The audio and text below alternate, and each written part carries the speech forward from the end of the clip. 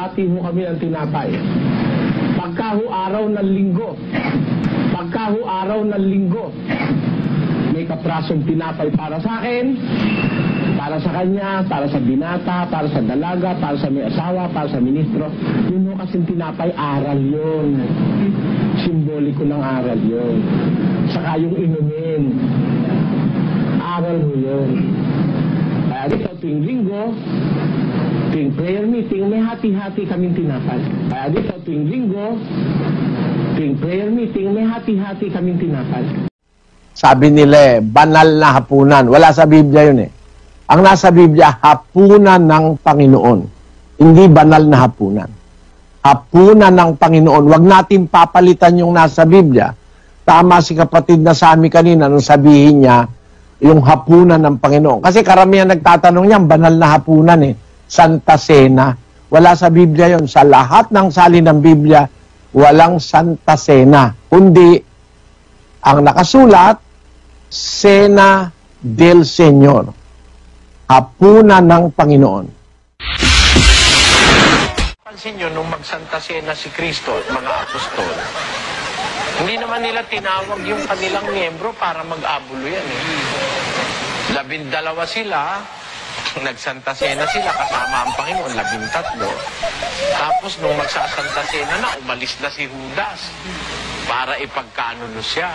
Tapos nung magsasanta Cena na, umalis na si Judas. Hindi.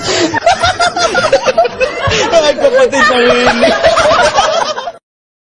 Hello mga kapanalig ko, no. Maiksi lang tong live presentations natin, no. At ang topic natin is banal na hapunan. Kasi yan ang naging usap-usapan nitong mga nakaraang araw nung nag-post ako regarding sa banal na hapunan. So, ano ba yung mga reasons ko kung bakit inisa-isa ko yung banal na hapunan at yung viral video ni Cassie? No, may nagtaas ng kilay sa akin na wag ko daw paratangan na si Cassie ay isang MCGI. So, dun muna tayo kay Cassie bago tayo magpunta sa banal na hapunan ng MCGI. Marami na akong karanasan sa mga Protestant. Ganon din sa mga Katoliko, marami na rin akong mga naging experiences dyan.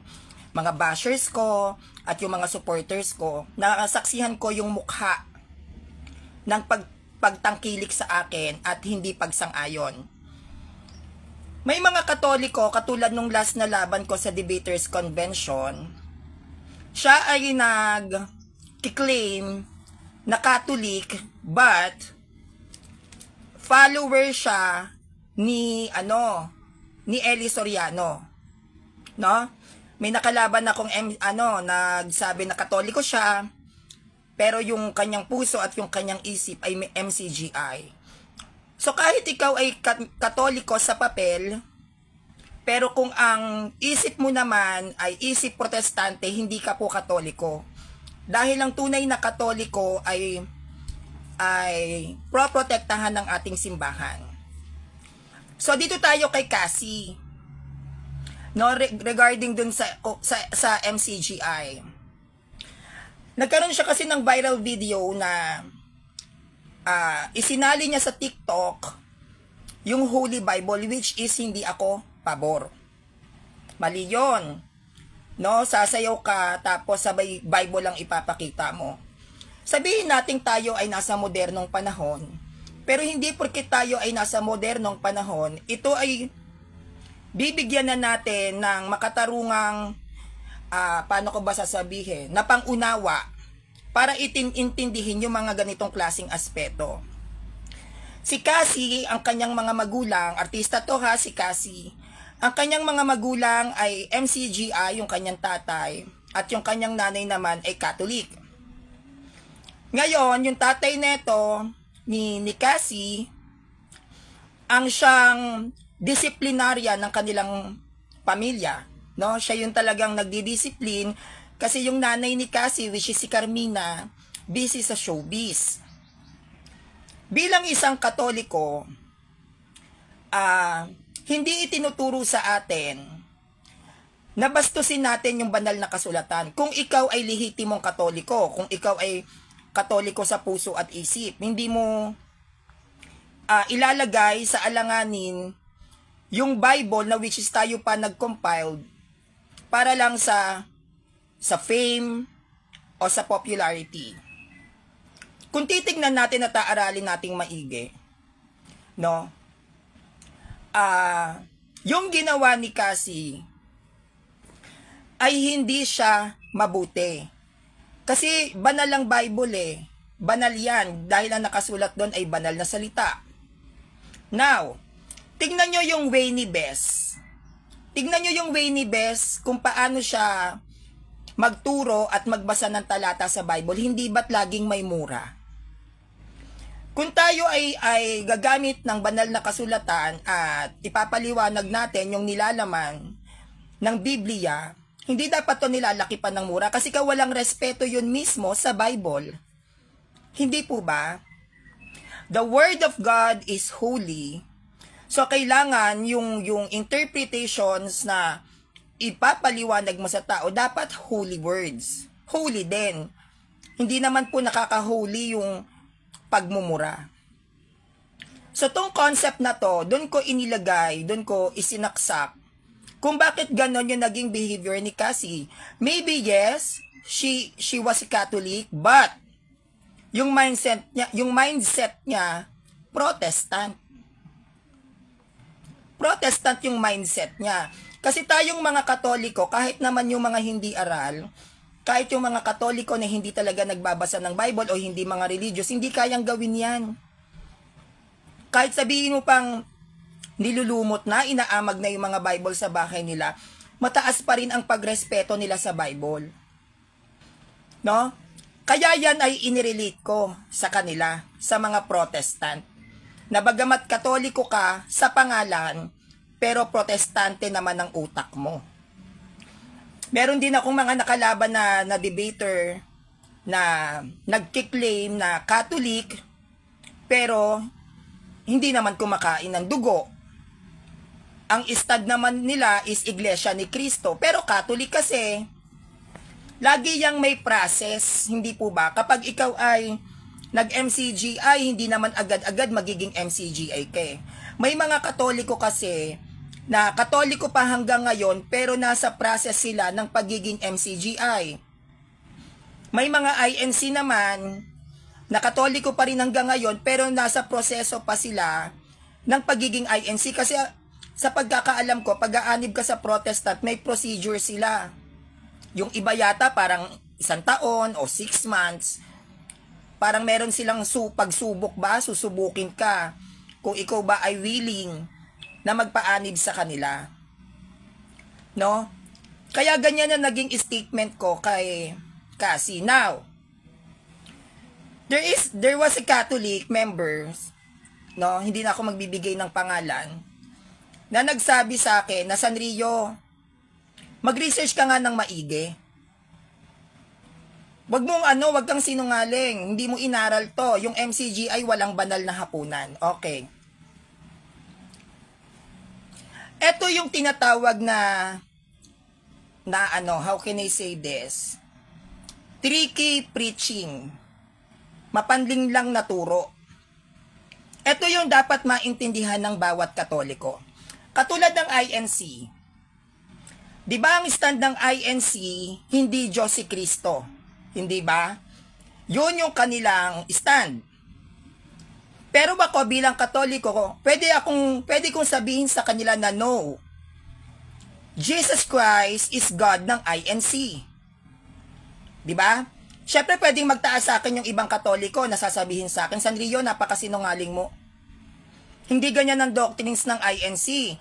Ang doctrines ng INC, hindi Diyos si Kristo. Hindi yan tinuturo sa INC. Bakit mo ginagawa ng kwento ang INC na sinasabi mong Diyos nila si Kristo? Bakit? Kapag sinamba mo ang isang bagay, ano yon? Diyos yun, di ba? Sinasamba ng Iglesia ni Kristo si Christ. Though, na sinasabi ng INC that Jesus Christ is not God, hindi ako mag-i-stand dyan. Ipapamalita ako sa bawat Katoliko na no. ang Diyos ng INC si Christ kasi sinasamba nila. Dapat alam natin kung paano tayo babalik ng isang katuruan na maraming contradictions. Hindi nyo pwede sabihin sa akin na ang MCGI ay walang banal na hapunan. Hindi nyo yan sa akin pwedeng sabihin. Nagbabanal na hapunan ang MCGI. Kasi, nagtanong ako sa isang Katoliko, written debater to Sabi niya sa akin na mali-mali daw yung mga research ko. Okay. Tinanong ko siya, ang MCGI ba ay meron ba silang breaking the bread? Tinanong ko siya. At siya naman confident akong sinagot. Yes! Ay, wala! No! Hindi nagbe-breaking the bread ang MCGI. Diba? Kaya imposible na magkaroon niya ng banal na hapunan, hindi sila nagbe-breaking the bread. Ngayon, finorward ko sa kanya yung statement ni Eli Soriano. Ang sabi ni Eli Soriano, nagpuputol-putol sila ng tinapay. Naghahati-hati sila sa alak. Anong tawag doon? Doon sa pagpira-piraso ng tinapay ni Eli Soriano kasama yung kanyang mga kaanib, anong tawag doon kung wala silang breaking the bread? Kasi sabi sa akin ng isang Katoliko na written debater, kasali to sa organizations, wala daw silang breaking the bread. Ex-MCGI daw siya, mas alam daw niya yan. Pero nung pinakita ko yung videos ni Eli Soriano, nagpipira-piraso sila ng tinapay. So, anong tawag doon? Okay. Dito tayo sa pangalawa. Sabi ng MCGI sa INC, kayong mga INC, nagbabanal na hapunan kayo sa umaga. Pero meron silang tinatawag ang MCGI na hapunan ng Panginoon. Lord's Supper yung tawag. Now, ito yung isang palaisipan na hindi masagot-sagot sa akin ng MCGI. Yung ginagawa bang hapunan ng Panginoon ng MCGI, banal o hindi? Kasi lagi nilang sinasabi sa akin, kahit yung ex-MCGI na Katoliko, Sanrio, sinungaling ka. Hindi ka marunong mag-aral. Na? Hindi ka marunong mag-aral, ikaw talaga. Ngayon, yung Lord's Supper na tinatawag, kasi hindi raw sila nagbabanal na hapunan ang MCGI. Yung Lord's Supper, o yung ginagawa na hapunan ng Panginoon, banal o hindi? Kasi kung hindi yun banal, ordinaryong hapunan lang yun. Pero ang sabi ng MCGI, ginugunita daw nila yung Last Supper ni Christ. Yan ang sabi ng MCGI. Ginugunita namin yung Last Supper ni Christ. Pero, yung paggunita ba nila sa Last Supper ni Christ, yun ba ay holy? Holy ba yon yung paggunita ng MCGI sa Last Supper? Kasi kung yun ay holy, yung ginugunita nilang Last Supper is holy, anong tawag doon? Holy Supper. Banal na hapunan. Kaya walang mali doon.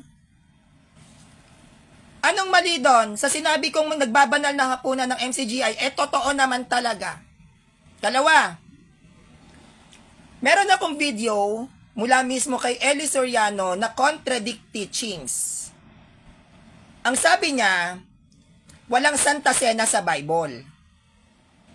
Wala raw tayong mababasang Santa Cena. Pero, yan ay itinama ni Eli Soriano na nagsasanta Cena ang mga alagad. Pati si Kristo nagsanta Cena. Ano ba yung Santa Cena? Santa Cena, salitang Espanyol, pag ita-translate sa wikang Tagalog, banal na hapunan. So tawag ni Eli Soriano, doon sa naging Last Supper ni Christ, is Santa Cena.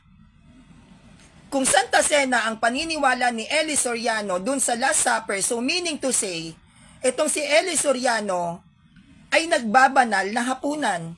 Anong mali doon? Ito yung nakakalungkot sa mga Katoliko. Bantay ng bantay sa post ko. Hindi ko alam bakit hindi makamove on tong mga to. Bantay kayo ng bantay sa post ko. Sinasabi nyo, pinararatangan ko yung mga protestante ng mali-mali. Diba? Bakit hindi nyo ginigiba at tinitibag ang paratang ng mga protestante sa Katoliko na may same-sex marriage tayo? Bakit hindi kayo naninindigan sa mga protestante na pinararatangan tayo na sumasamba tayo sa rebulto? May libro pang ginagamit. Bakit hindi nyo nilalabanan ang mga Protestant na nagke-claim na tayo ay may obispong tomboy at transgender, which is Aglipayan yon, Roman Catholic Church daw yon. Kapag ang Sanrio naglalatag sa Protestant, hindi ko alam bakit may mga Katolikong umuusok at pilit na nagbabantay sa mga post ko. Tapos, magtatatalak dun sa comment section. Kapag nasita-sita mo naman, kasalanan ko na naman. Hindi na naman ako marunong magpatama.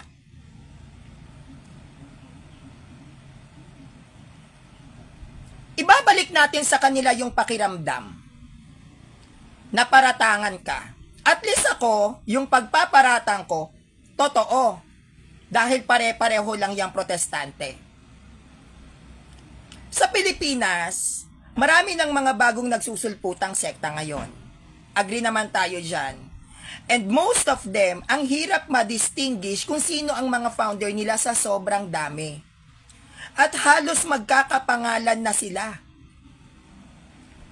So dahil merong MCGI na pinararatangan ang ating simbahan, na tayo daw ay nagkakasal ng same-sex marriage, kinausap ko yung mga admin ko na pagtitripan natin tong mga sulpot na to. Ganon. Nagpaparatang kayo na nagkakasal ng same-sex ang simbahan. Naganap ako ng Church of God. Yung nakita ko yung Church of God na to, pinost ko, na which is nagbabanal na hapunan. May biskwit at may alak. Umaga pa yon, partida. Sinabi ko na itong Church of God na to ay MCGI. Dami nag-react na MCGI. Sinungaling ka, Sanrio. Mapag-imbento ka, gawa-gawa ka ng kwento. Ano ang pakiramdam na paratangan ang sekta mo na kayo yon kahit hindi kayo? Nakaka-offend, di ba? Now, naisip nyo ba kung ano yung nararamdaman naming mga Katoliko pag pinararatangan ninyo kami ng hindi totoo, katulad ng same-sex marriage? What does it feels like? Ano bang pakiramdam na maparatangan ka ng hindi totoo? Yung sa akin, bagamat hindi siya MCGI, pero yung captions doon, nagbabanal na hapunan kayo, mga MCGI. At may mga Katolikong hindi yun matanggap. At nung kinuha ko yung opinyon ng mga Katolikong ito, na sinasabing hindi nagbabanal na hapunan ang MCGI, binigay ko yung valid video ni Eli Soriano. Nagpipira-piraso ng tinapay, naghahati-hati dun sa alak. Anong tawag dun?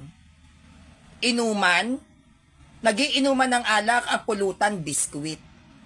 Si Eli Soriano mismo nagsabi nun, may video ako nun. Si Eli Soriano mismo ay naghayag na naniniwala siya sa Santa Cena. Pero sinabi niya, hindi daw totoo Santa Cena, wala daw sa Bible. Pero nag-contradict siya na may Santa Cena daw sa Bible. Ano ba yung Santa Cena? Hindi ba't banal na hapunan? Pag naniniwala ka sa Santa Cena, naniniwala ka sa banal na hapunan. So ano ang tawag doon sa hapunan ng Panginoon? Ano ang tawag doon sa hapunan ng Panginoon? Banal ba yung hapunan na yon o hindi? Kasi kung banal, yung hapunan ng MCGI na hapunan ng Panginoon, edi banal na hapunan yon. What's wrong with that? Ang estilo ng mga pastor, ang estilo ng mga ministro, pagdating sa pagtuturo, sila ay nagtuturo sa mga mahihina ang pananampalataya na ganito ang turo nila. Pero kung sasaliksikin mong maigi, yung kanilang mga aral, marami yang contradictions. Yang mga post ko minsan na hindi nyo maintindihan na si Sanrio, bakit kaya ganito yung post? Inilalabas ko lang dyan yung mga contradictions. Yung mga contradictions na aral nila katulad sa atin. Yung mga contradictions na inilalatag nila sa ating simbahan, sumasamba tayo sa rebulto, sinasamba natin si Maria, 'di ba? Kung mga zombie daw tayo, kinakain daw natin yung laman ni Christ, zombie. Yan yung mga contradictions na ibinabato sa ating mga Katoliko. Yun din ang contradictions nila. Na sinasabi ng MCG ay wala silang banal na hapunan, bakit sila nagpipira-piraso ng tinapay? Bakit sila nag-aalak? Sinabi ni Eli Soriano yan, bakit? Hindi po ba? Gaya na lang yan din sa katuruan ng INC. Nung 1914, hindi nag-claim si Felix Manalo na siya yung huling sugo. Noong 1914, hindi naman din nag-claim si Felix Manalo na siya yung ibong mandaragit. Noong 1914, wala naman din kiniklaim si Felix Manalo na Far East. Noong 1914, wala rin naman kiniklaim si Felix Manalo na Roma 16 verse 16. Basta lang sila nagtuturo ng nagtuturo, pero hindi nagkiklaim si Felix Manalo na, ops, ako yan. Ako yung uod ni Jacob. Ako yung ibong daragit mula sa silangan. Wala. Lumabas na lang yan, yung mga terminology ni Felix Manalo na siya yung ibong mandaragit, na siya yung sugo sa silangan, yung huling-huling sugo na yan, 1920s. Yan yung mga sunod-sunod na nagkaroon ng anomalya si Felix Manalo sa mga tao. Diyan siya nagkaroon ng kaso, 1920s yan, nag-start. At diyan na nagsimulan yung mga ministro nila, umalis dun sa Iglesia ni Cristo, nagtatag ng sekta. Ayan yung nabuong Verdadero de Cristo. Yan na yon, diyan yung nagsimula. Kung alam niyo yung Verdadero de Cristo, grupo yan ng mga ministro na nagtatag at tumiwalag dun sa sa INC. Naganap yan, 1920s yan. Etong Verdadero de Cristo, dyan galing si Nicolas Perez, nagtatag din ng kanyang sekta. Etong sekta ni Nicolas Perez na Iglesia ni Cristo, Iglesia ng Diyos na Buhay ni Cristo, parang ganon, dyan galing si Eli Soriano na nagtatag naman ng MCGI. May mga contradictions yan. Kung ang ibang Katoliko, pilit ninyo akong hinahanapan ng butas para bumagsak, gawin nyo ng gawin.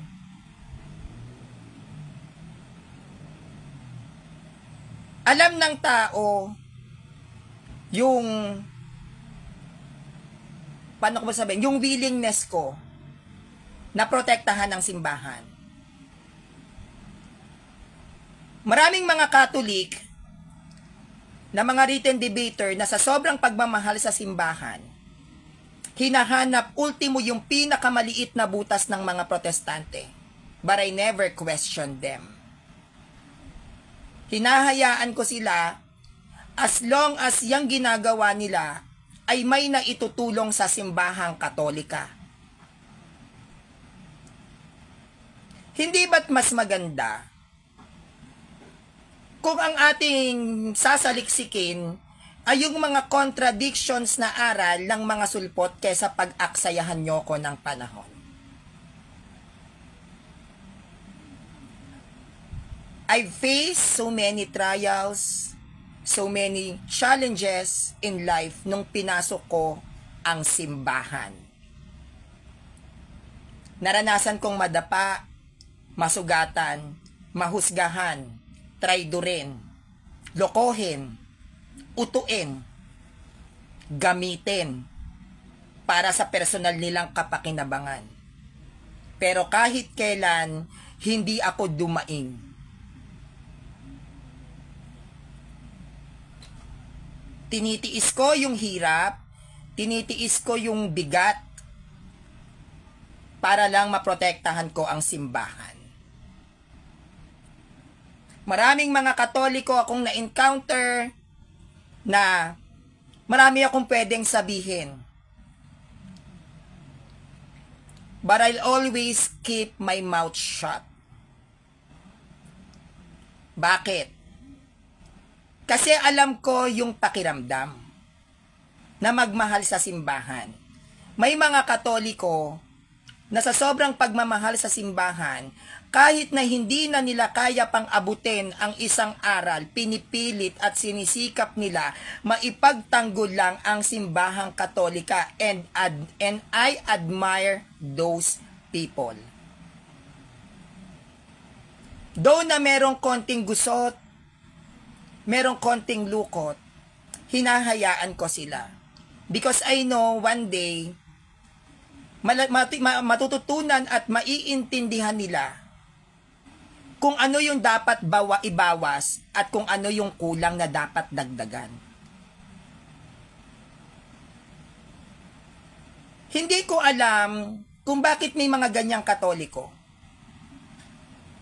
Ang galing-galing mambuta sa Katoliko sa mga inilalatag, pinagtatanggol naman ang simbahan. Ang galing-galing mag-usisa ng Katoliko. Wala namang ganap. Yan, usually mga written debater. Pag nakakita ng mga Katoliko na nagla-live presentations, ang hinahanap, butas. Hindi nila iniisip kung gaano kahirap mag-aral. Hindi sila marunong maka-appreciate ng pinaghihirapang presentations ng bawat Katolikong nagla-live. Na parang sa tingin nila, kapag ang isang Katoliko napapahiya nila, magaling sila.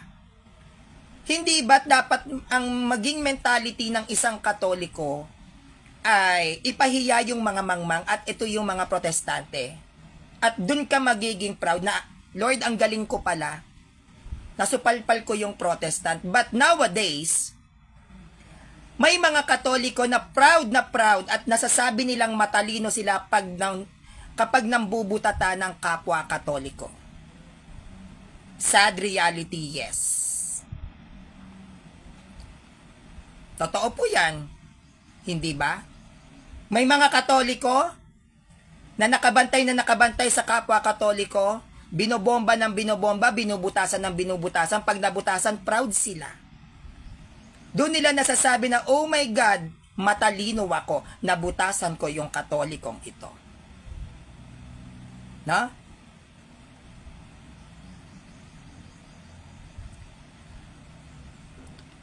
Ang banal na hapunan, ang unang nagsagawa niyan ay ang Catholic Church. Hindi po yan pinasimulan ng protestante. Yan ang una nating dapat panghawakan. Pagdating sa banal na hapunan, ang unang gumawa ng seremonya na yan o ritual na yan is the Catholic Church. Hindi pwedeng i-claim ng Iglesia ni Cristo na ang kanilang banal na hapunan ay ayon sa kalooban ng Diyos. Hindi sila unang gumawa niyan. Ang Seventh-day Adventist, hindi yan pwede na sila yung mag-claim. No? Hindi pwedeng sila yung mag-claim na kami yung talaga nagbabanal na hapunan. Hindi naman Protestant ang nagbanal na hapunan. Ang MCG ay hindi sila pwedeng mag-claim na wala silang banal na hapunan. Kasi claim yan ni Eli Soriano na sila ay nagpuputol-putol ng tinapay at ginugunita yon sa panahon ni Kristo sa Last Supper. Anong tawag doon? Santa Cena. So, nagbabanal na hapunan pa din sila.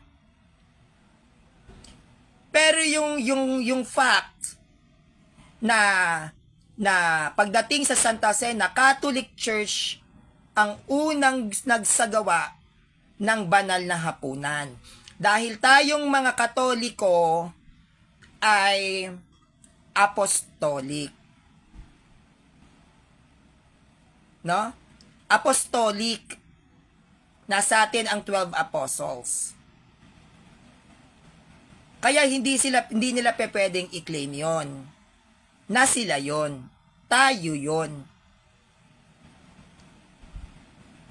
Ngayon, unti-unti nang humihina yung mga live debates. Kasi di ba maraming mga Katoliko dito, mga nagpi-PM din sa akin na Sanrio, no? Sanrio, anong tawag nito? Kailan ba ang debate mo? Ngayon po kasi, lalo na rito sa mundo ng Facebook, humihina na po yung live debates. Kasi magagaling na po talaga yung mga Katoliko. Nahihirapan na yung mga Protestant kung paano de-defensa sa kanilang mga doktrina. Dahil parami na po ng parami yung mga aral. Lalo na dito sa Pilipinas. Ngayon, ang dumadami na ngayon ay yung mga nagla-live presentations ng mga Protestante. Yan ang tumatalamak ngayon. Padami na sila ng padami. Lumalaganap na yung mga naglalatag ng doktrina ng mga Protestant sa live kasi hindi nila kayang humarap ng debate. Kaya sana sa mga Katoliko dito, imbis na pag-initan ninyo yung mga kapwa Katoliko ninyo, pag-initan nyo yung mga sulpot. Hindi ko alam kung anong mga trip ninyo. Kung ano yung gusto nyong patunayan. Hindi ko alam kung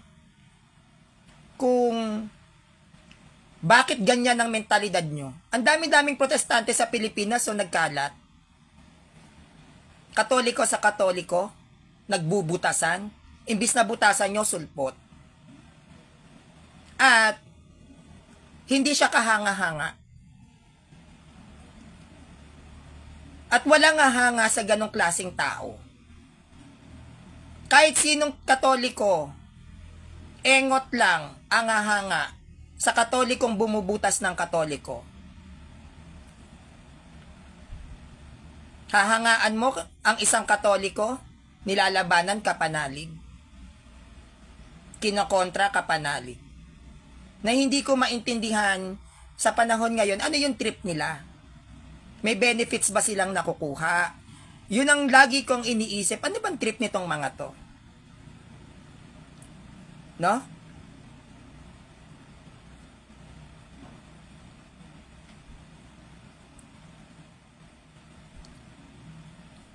Ngayon, may mga Katolikong nagbabantay na sa mga post ko. Sabi ng iba, Sanrio, binabantayan ka dahil sa dami ng supporters mo. Natatapakan mo yung mga ego nila. Sanrio, dahil sa tinatangkilikan ng ibang mga Katoliko, hindi nila matanggap. Dahil mas aral sila kesa sa akin. Sanrio, nabibisit sila sa'yo kasi pinoprotektahan ka ng mga supporters mo. Kaya kanila pinag-iinitan. Ito lang po yung makatotohanan at hayagang sasabihin ko po sa inyo. Yung mga Katoliko na nagtatanggol sa akin, hindi ko po sila kinausap na ipagtanggol ako. Yung mga Katoliko na nanonood sa akin, yung mga Katolikong nanonood sa akin, hindi ko po sila kinausap na panoorin ako. No? Yung mga Katoliko na hinahangaan ako at iniidolo ako, hindi ko naman din po sinabi na hangaan ako. Yan po ay kanilang desisyon. Baka dahil kaya sila nakikinig sa akin kahit na nasasakit yung tenga nila sa lakas ng bunganga ko, yun ay dahil nararamdaman nila yung nararamdaman ko. Kasi gano'n naman dapat eh. Kapag ikaw ay haharap sa tao, iparamdam mo yung kung ano yung nararamdaman mo para maintindihan ka nila. Para maintindihan ka ng mga nakikinig sa'yo. Sa tuwing ako ay nagpe-presentations, wala yang halong kaplastikan.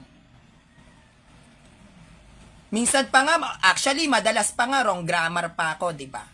Trying hard ako sa English. Pero at least, nagtatry. Sinusubukan.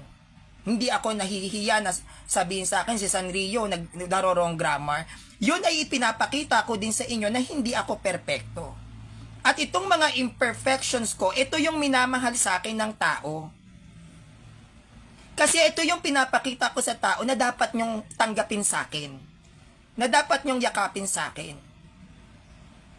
Hindi ko kinakailangan na pag nagla-live ako, mag-English ako.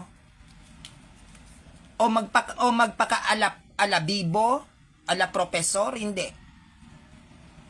What you see is what you get. Kung ano nakikita nyo sa akin sa live, ito ako sa personal. Alam po yan ng mga taong nakasama ako at nakita na ako ng mga CFD. Alam nila ugali ko sa personal. Kung ano yung nakikita nyo sa akin, ngayon, ganun ako sa personal. Kasi, para mahalin ka ng tao, kailangan maging makatao ka.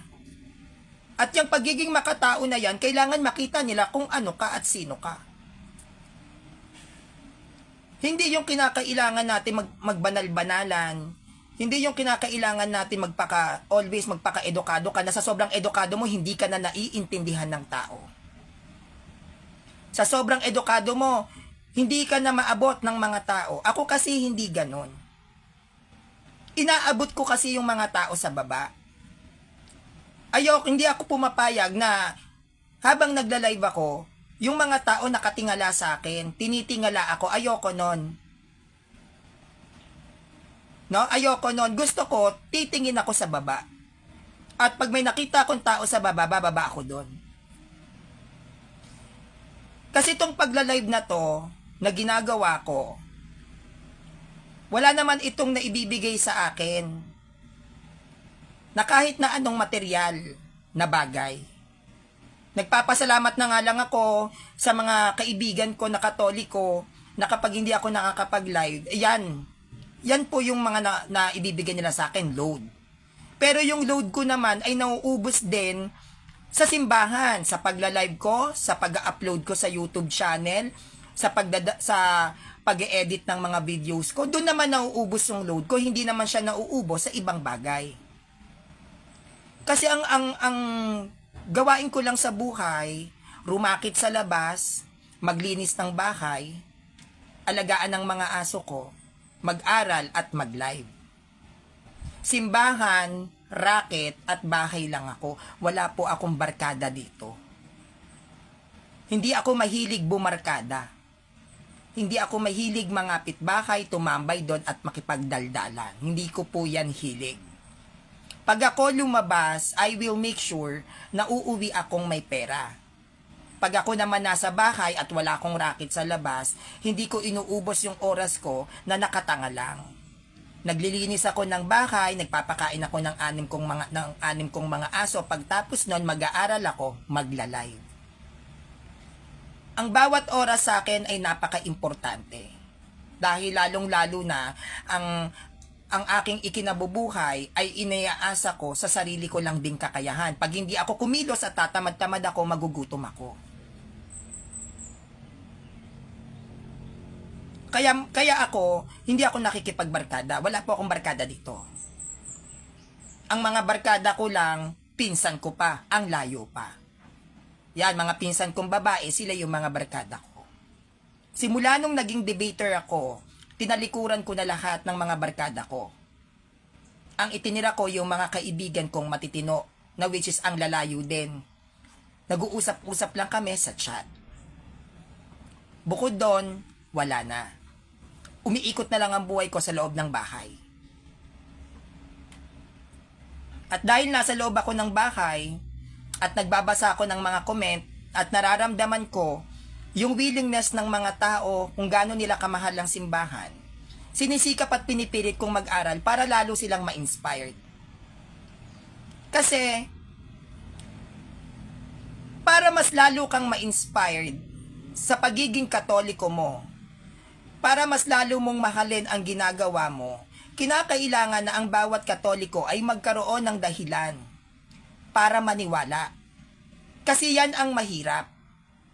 Mahirap maniwala.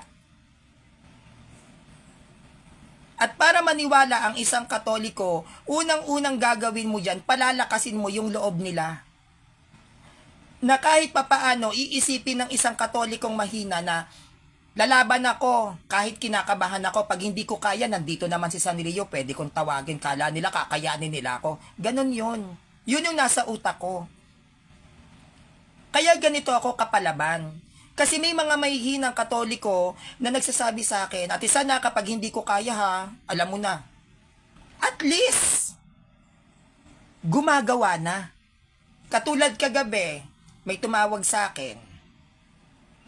Sisi, sabi sa akin, nagulat ako, hindi ko kilala. Oh, Sisi, may kalaban akong MCGI, baka pwede kang mag-moderator, kaso ayaw niya ng Katoliko na mag-moderator eh. Sabi ko, naku, baka makilala ako niyan. Sabi ko, alam mo naman, debater ako. Lalabanan ko siya, Sisi. Sabi ko, anong topic nyo ng MCGI? True Church. Ay, kaya mo yan. Oo, Sisi, kaya ko to. See? Ang goal ko, aside sa pagtuturo ng doctrines ng Catholic Church, palakasin ang loob nyo. Kasi yan ang mahirap ibigay sa tao. Lakas ng loob, tapang. Kasi kahit nasabihin mong matalino ka, kapag mahina ang loob mo, dyan papasok ang mental block. Matataranta ka, syempre kakabahan ka eh. Naku, mawawala ka sa hulog. Hanggang sa mabutata ka, kahit naaral ka pa. Kaya ang unang-una kong ibinibigay sa mga nanonood sa akin, tapang, lakas ng loob. Na kahit hindi ka ganon katalino, kailangan magkaroon ka kaagad ng tapang para habang nag-aaral ka, hindi ka nakakabahan. Mas confident kang haharap sa mga sulpot. Kaya siguro minamahal ako ng tao. Kaya nga ang sabi nila sa akin, ng mga bashers ko na Katoliko, tinuturuan ko daw ang mga Katolikong makipag-away. Tinuturuan ko daw kayo na makipagbardagulan. E anong gusto nyong gawin sa maling aral? Mahalin? Anong gusto nyong gawin sa maling aral? Yakapin? Binabardago lang maling aral talaga. Dinudurog yan. Ang kaaway ng simbahang Katolika, hindi yung tao, kundi yung maling aral. Kaaway ng simbahan ng maling aral, o pagkaaway ng simbahan ng maling aral, anong gagawin mo sa maling aral? Iibigin mo? Kaya kahit na sinasabi nila sa akin, Oy Sanrio, reyna ka ng bardagulan, ikaw ang pasimula ng ganyan. I'm proud. I'm proud na maraming mga Katoliko na malalakas na ang loob. I'm proud to say na maraming mga Katoliko ngayon na hindi na nila madigma-digma. Ako daw ang pasimuno ng mga trash talking, ako daw ang pasimuno ng pagtuturo sa inyo para sumama daw ang mga ugali ninyo. Kung kasamaan ng ugali, ang pagdurog ninyo sa maling aral, masama ang ugali ko. Kung masama ang ugali ng taong naninindigan sa katwiran at sabihin ninyong mapagmataas ako, mapagmataas po talaga ako. Kung nagagawa ninyong panindigan ang inyong mga karapatan, ganon din ako. Kung ang ways ninyo ay iba sa ways ko, wala po akong magagawa. Hindi ako kayo. Basta ako, ipapakita ko sa lahat ng tao na kapag sulpot, durugin nyo. Hindi yan minamahal, hindi yan dinuduyan, iniyahagis yan sa labas. At hindi sila mauubos kung hindi natin uubusin. Maaaring painful sa iba, ganun talaga. Yung mga nagsasabi dyan na si Sanrio hindi nagpapasakop, hindi nagpapatama, mayabang, malaki ang ulo, nagtuturo ng masamang impluwensyang ugali sa social media, it's fine. At least meron akong ginagawa para sa simbahan. Hindi po ba? Kesa sa hindi ako nakikialam sa simbahan, pero nasa dati naman akong trabaho, nagbebenta ng laman. It's fine and it's okay. Nasabihan nyo ako na ma-pride, malaki ulo, mayabang, feeling theologian, feeling banal, o kahit na anong negative, it's okay. As long as yung statements ninyo ay tinutukoy ninyo kung paano ko pagsalitaan ang mga sulpot, go, totoo yan. Pagdating sa sulpot, mataas ang ere ko. Totoo yan. Pagdating sa sulpot, yes. Lalo na pag-aral, oo. Si Sanrio palaaway, oo. Sa mga sulpot, oo. Mali yung aral nila eh. Inaaway ko sila dahil mali aral nila. Si Sanrio, makapagsalita sa protestante, feeling banal. Hindi ako banal, pero mas lalong hindi banal ang sulpot. Dahil ang mga sulpot na yan, karamihan dyan sa impyerno babagsak yan. Wala silang sakramento. At least ako, nasa true church ako, kahit hindi ako banal. It's okay. As long as nakakapagbigay ako ng inspirasyon sa mga Katoliko, as long as nabibigyan ko kayo ng tapang at lakas ng loob, na meron kayong pinanghuhugutan, masaya ako doon. Masaya ako sa ginagawa ko. And no one can ever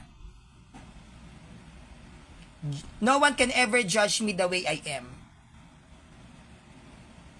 Kilala ko ng mga tao sa paligid ko kung paano ako magsalita, kung paano ako mag-deliver ng salita. Atong nakaraan, pinagtripan ko yung mga kaibigan ko, mga magagaling na written debater, yan si Arch Chatel Fernando, top notcher sa sa online theological class nila. Yung Arch Chatel Gabriel Fernando, nag-online class yan ng theology, na noon nakilala ko yan, hindi yan kinikilala ng ibang mga Katoliko. Sinisino-sino, mahina, hindi matalino, sinusukan ng org ngayon. Isa sa nakakuha na mataas na marka yung binabaliwala nila. si Ark Shuttle Fernando. Si Ate Sean Glaze, SDA, yung kinasal. Galit na galit sa Katoliko yan noon. Ayaw na ayaw sa Katoliko. Pumasok ng AMS, hindi pa siya ganon kalalim. Kala ko nga nung una, ala Virgin Mary, mahinhin. Ngayon, tingnan nyo bunganga, isa sa magagaling na written debater na ngayon. Kinakatakutan ng mga sulpot. Si Mami Rhea Yang May. Nung nakilala ko yan, nung ako ay nagla-live sa Debaters Convention, nakita ko yan si Mami Rhea na ipinagtatanggol ako sa MCGI. Pumasok yan sa grupo namin, wala ding alam. Nangarap na maging isang mahusay na written debater. Ngayon, kinikilala sa mga debating platform si Mami Rhea Yang May na isa sa magagaling na written debater ngayon.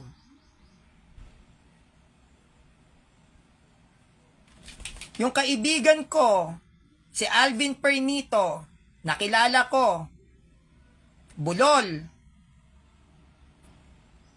nag-suicide. Walang ginawa kundi umiyak ng umiyak ng umiyak. Ngayon, may maganda ng trabaho. Anong sabi sa akin? Ate San, ang loyalty ko mananatili sa'yo. Sa mga nasa AMS Main GC, tanungin nyo po sila, yung mga nandoon, ang lagi nilang sinasabi, Sanrio, lalabanan natin ang mga sulpot. Iba yung confidence na nila ngayon, iba na yung tapang. At nagkalat sila ngayon sa mga platform ng mga sulpot at mga kaibigan ko sila. Yan yung ginagawa, yan yung goal ko. At yan yung plano ko. Ang palakasin ang loob ng mga Katoliko na huwag kayong matakot. You don't need to be afraid of. Kaya nga pinakikita ko sa inyo kung paano ko umiyak, paano ko magalit. Kung ano yung mga bagay na pwedeng ipukol sa akin kasi Sanrio, nakakahiya ka. Bakit? Bakit ko pinakikita sa inyo yon? Pinakikita ko sa inyong lahat yon para lang sabihin sa inyong walang nakakatakot sa pagkakamali. Dahil tao ka. Ang pinagkaiba ko nga lang sa ibang mga defender, ine-expose ko. Ultimo kahinaan ko. Kasi tao ako. At yan yung ipinapakita ko sa tao. Na ako nga kahit marami ang nanonood sa akin tingnan nyo naman ako, perfect ba ako? Matuwid ba ako? Hindi. Marami kayong pwedeng isumbat sa akin. Pero pinakikita ko yan sa inyo. Bakit? Para hindi kayo matakot magkamali. Dahil yung takot na yan ang nagpapahina sa inyo kung bakit kayo natatakot dumepensa. Yang mga takot na yan. Kaya tatanggalin nyo yung takot na yan. Huwag kayong matakot magkamali, maitatama yan. Matakot ka nang dahil sa takot mo hindi ka na naitama. Magkamali ka, it's alright, it's okay. At least may maitatama, may dadagdag na naman na tama sa sarili mo. Kesa naman sa sobrang takot mo na magkamali, hindi na naitama yung mga pagkakamali mo dahil sa takot mo. At usually, yung mga ganyang klaseng tao, hindi yan minamahal. Yan yung mga taong plastic. Bakit? Dahil unang-una, hindi sila nagiging totoo sa mga sarili nila. Love yourself. At kung mahal mo ang sarili mo, ipapakita mo sa tao na dapat nyo akong mahalin kahit na ang dami kong kapintasan. Whether you like it or not, you will love me the way I am. Kasi eto ako. At kapag may nare-receive kayo ng mga corrections, itama nyo yan sa sarili nyo ng katahimikan. Kasi hindi ako mahilig mag-boost ng ego. Na halimbawa may kumausap sa akin, Sanrio, parang hindi ko gusto yung nag-gay tong statement mo. Hindi ako yung tipong tao na, wow, taray, ang galing mo naman. Hindi kasi ako good pleaser. Nakikinig ako, ina-apply ko yan dahan-dahan sa sarili ko, pero hindi ko yan pinamumukha sa tao na ang galing-galing mo. Kasi, usually, kapag masyado ka ring good pleaser sa tao na nagko-correct sa'yo, baka lumaki ulo. Baka lumaki ulo. Kaya ako, kapag nag-a-adapt ako ng mga corrections, nasa isip ko lang yan. Ay, mali pala ako dito. Paano kaya ako nagkamali? Inire-research ko yan. Nire-research kong mag-isa yan. Oo nga, mali nga ako. Sige, pwede, tatama ko na lang sa susunod. Ganyan ang utak ko eh. Tatama ko na lang sa susunod, mali nga ako dito. Pero hindi ako yung tipong tao na, wow, thank you, ang galing-galing mo naman po. Kaya po idol kita. May mga ganun eh, masyadong sipsep. Lalo na kapag nagtatama sa kanila, sikat. Wow, thank you po, ang tali-tali nyo naman, ang galing-galing nyo po, talagang sobrang namanghaak. Hindi ako ganun. Nakikinig ako ng mga opinyon, pero tahimik ko yung ina-apply sa sarili ko. Hindi ko yan kinakailangan pang ipaalam. Kasi hindi ko naman yon responsibilidad. Hindi ko siya obligasyon. Kapag ako, tinatama ko ang sarili ko, tahimik lang ako. Tahimik kong inia-apply yan sa sarili ko. Hindi ko yan ipinaghahambog. Kasi ito lang naman po yung ginagamit ko eh. When it comes into corrections, eto. Kaya tahimik lang ako. At unti-unti ko yung ina-apply. Pero may mga tao kasi na kapag nagko-correct, parang batas. Parang minamanduhan ka, yan ang ayoko. Yung mamanduhan ka, yung pasusunurin ka na parang alipin ka na, no. Tatanggapin ko pa rin yung corrections mo pero hindi ka na makakaulit sa akin. Ayoko ng mga ganong klaseng nagtatama, yung hambog. Yung parang ipinamumukha sa'yo na na matalino ako. O sorry ka, mas matalino ako sa'yo. Mararamdaman mo yun eh. Mararamdaman mo yun. Kasi ako, kahit sa AMS, even sa mga kaibigan ko, kapag nagtatama ako sa kanila, hindi iba yung way ko. Iba yung way ko. Kunyari, si Ignacio ang nagbigay ng pangalan ng Catholic Church. So, invented name. No? Kunyari, binanggit ko, invented name ang Catholic Church. Huy, mali ka, hindi yan invented name. Binigay yan ni Ignacio, paano magiging invento? Ang way ko naman ng pagko-correct dito, gaga. Inimbento nga di ba? Saan naman kinuha ni Ignacio yan? Ganon. Pa-joke. O light. Kasi, yan ang pinakamasakit at pinakasensitibo na ginagawa ng isang tao sa kapwa, yung pagkokorek. Kaya dapat maging maingat tayo o maging sensitibo tayo doon sa mga nakakausap natin. Kasi hindi natin alam eh. Yung hindi naman pwede na yung emosyon mo katulad ng emosyon niya. May mga sobrang fragile. Sobrang lambot, sobrang sensitive. Kaya ako very sensitive ako dyan.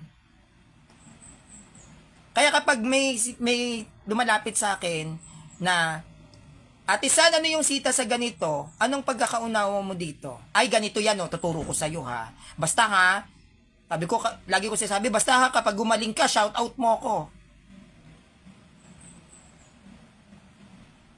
No? Kaya, sa mga Katoliko dito, sa mga nag-chat at nag-PPM, sa mga nag-aabang o yung mga gusto na makita akong nagla-live debate, medyo mahina na yung platform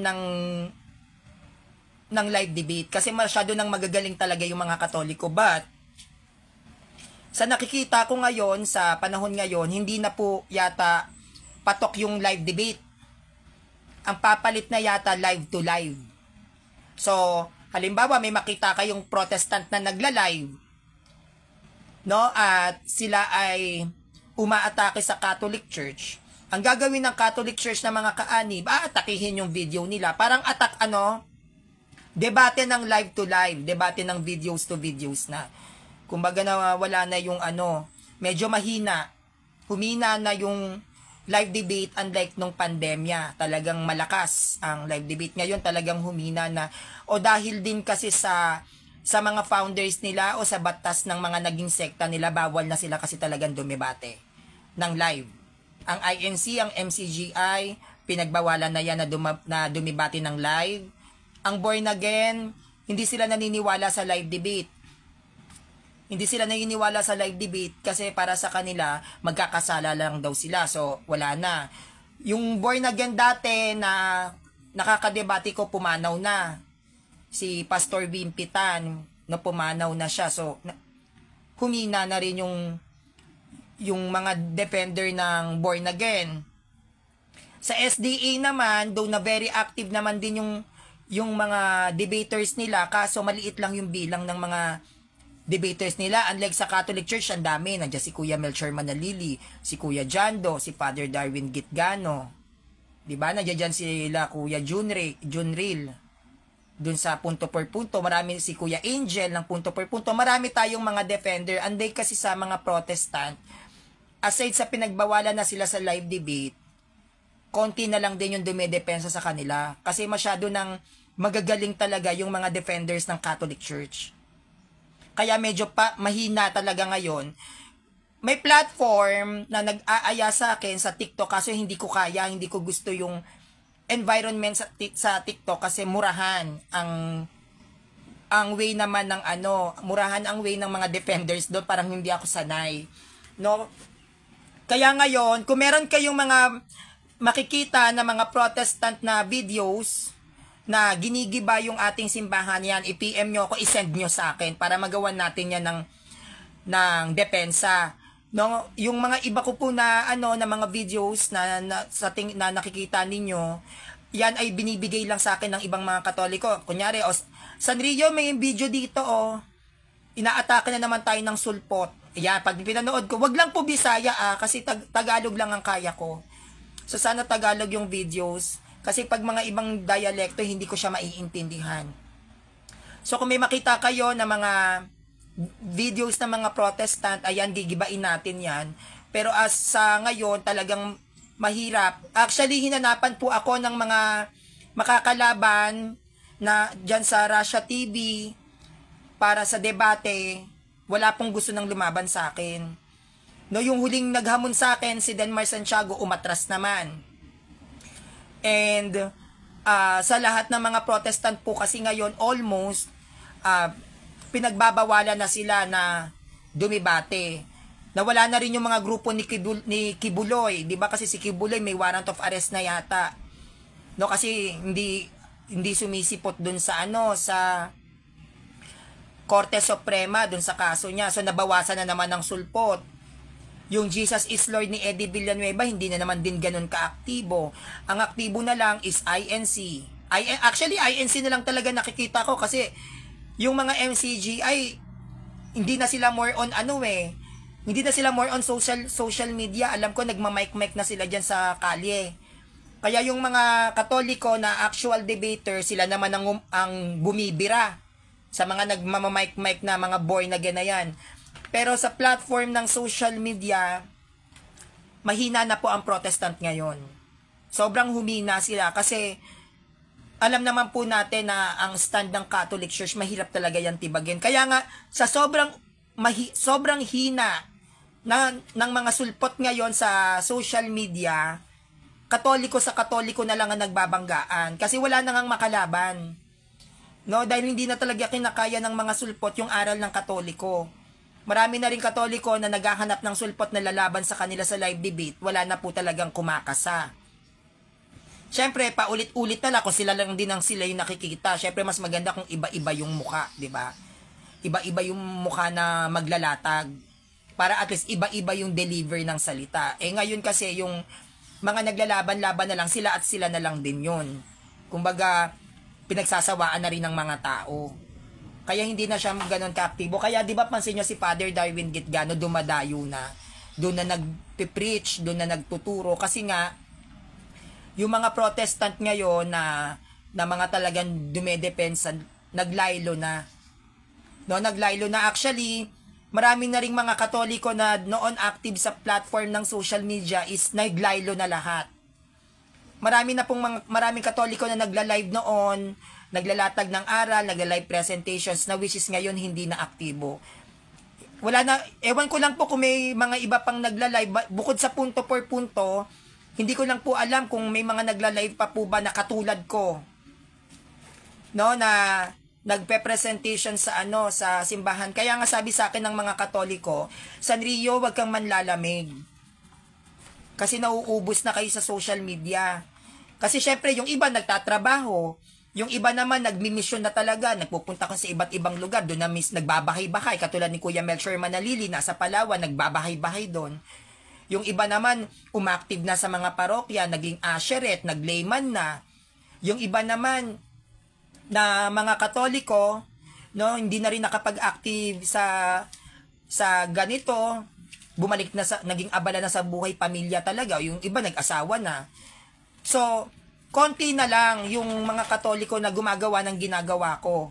Kung meron man na gumagawa ng ganito, yung mga sikat talaga, si Kuya Jando, si Kuya Adrian Milag, ang Radyo Veritas, si Tito Marco Evangelista, sino pa ba yung mga nakikita ko? Actually, sila na lang No, yung punto por punto na lang, si Kuya Jando at saka si Adrian Milag.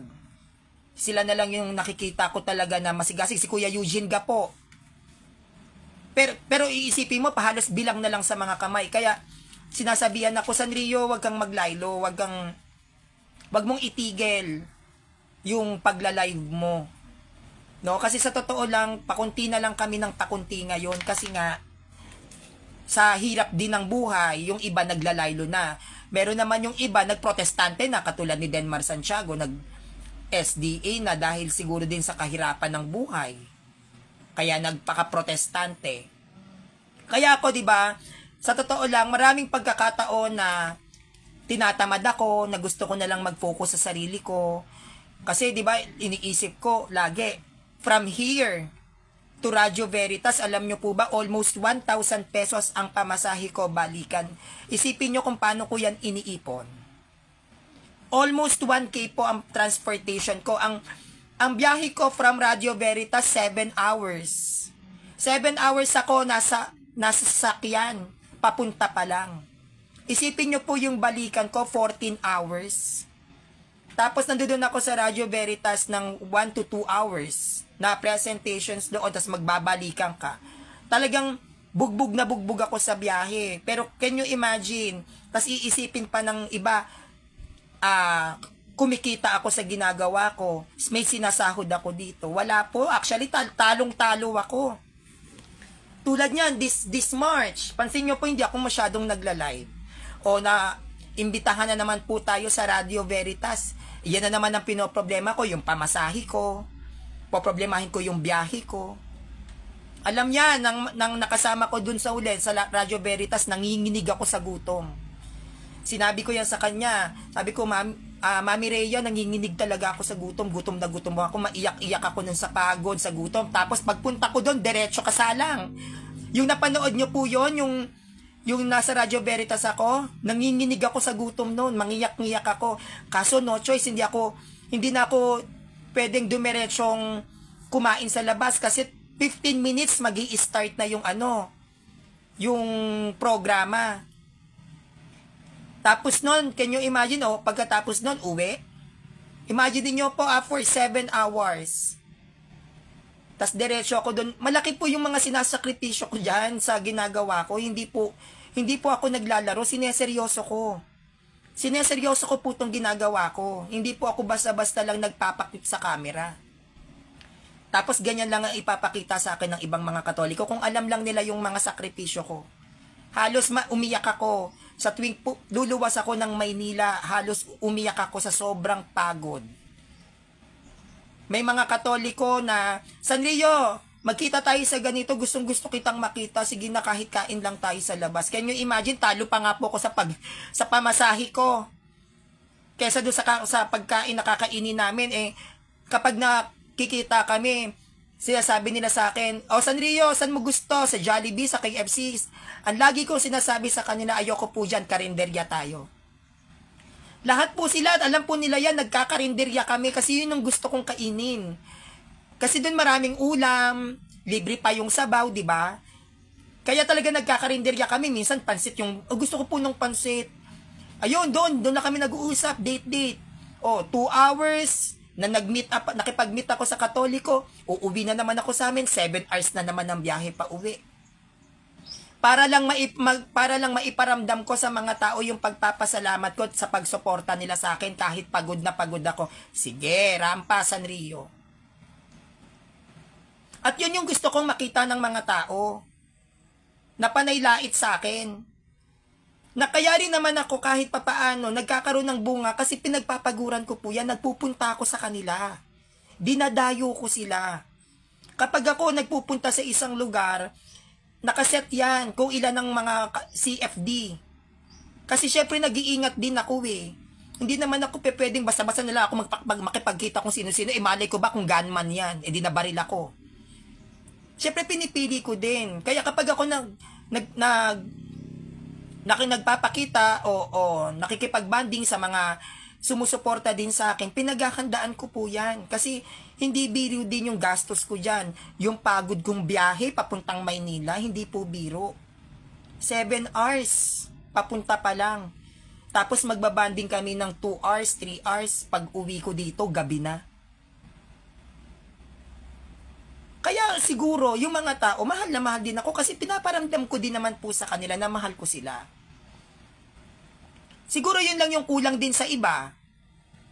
Yun lang din yung kulang sa iba na yung iba dahil sa sila ay defender, masaya na sila sa picture-picture, pupunta ng mga simbahan, may mga tagahanga sila, picture-picture. Ako hindi. Binabanding ko sila, pinupuntahan ko sila.